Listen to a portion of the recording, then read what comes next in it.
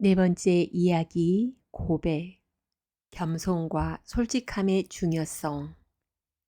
자기의 죄를 숨기는 자는 형통하지 못하나 죄를 자복하고 버리는 자는 불쌍히 여김을 받으리라. 잠언 28장 13절.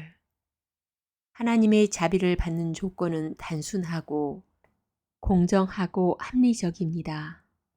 주님께서는 죄를 용서받기 위하여 무엇인가 힘들고 고통스러운 일을 하라고 우리에게 요구하지 않으십니다. 길고 피곤한 순례길을 갈 필요가 없습니다.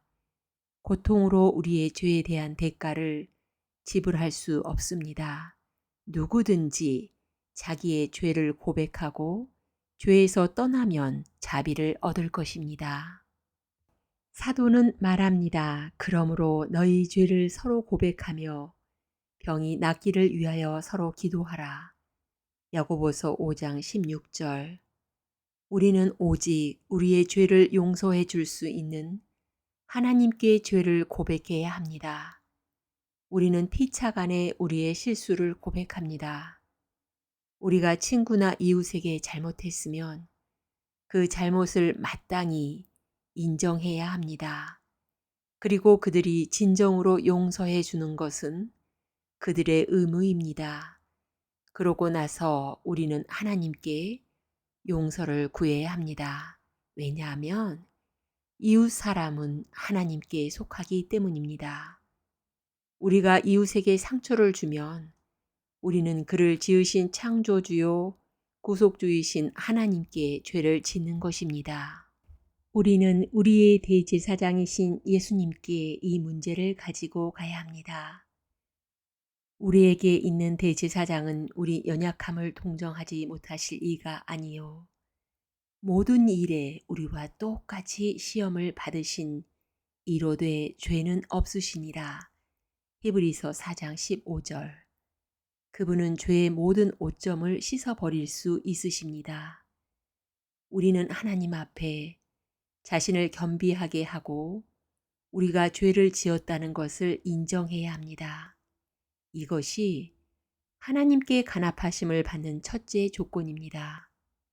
만일 우리가 죄를 고백하지 않고 우리 자신을 낮추지 않으면 이는 용서를 위해 진정으로 간구한 것이 아닙니다.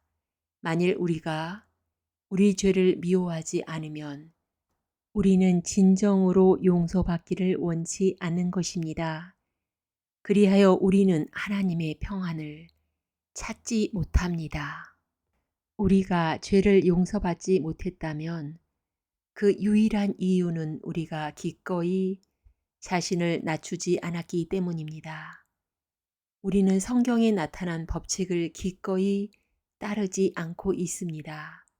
하나님께서는 우리가 마땅히 해야 할 바를 우리에게 세심하게 말씀하셨습니다. 우리는 마음을 열고 우리가 죄를 지었다는 사실을 거리낌 없이 시인해야 합니다. 우리는 아무 생각 없이 부주의한 방법으로 이 일을 해서는 안 됩니다. 그렇다고 강요를 받아서도 안 됩니다. 우리는 반드시 죄가 얼마나 나쁜지 깨닫고 죄를 미워해야 합니다. 우리가 마음을 하나님께 토함으로 진정으로 죄를 고백하면 그분은 우리를 들으시고 불쌍히 여기실 것입니다.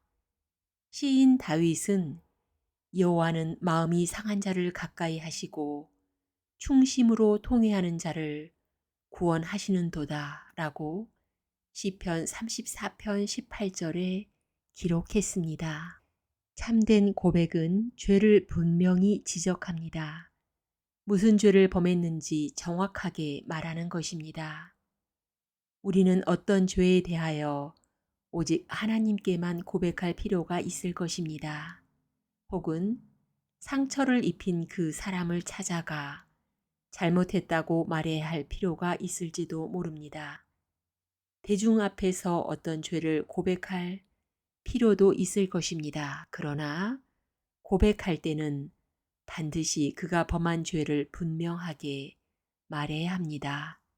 사무엘 시대의 이스라엘 백성들은 하나님을 따르지 않았습니다.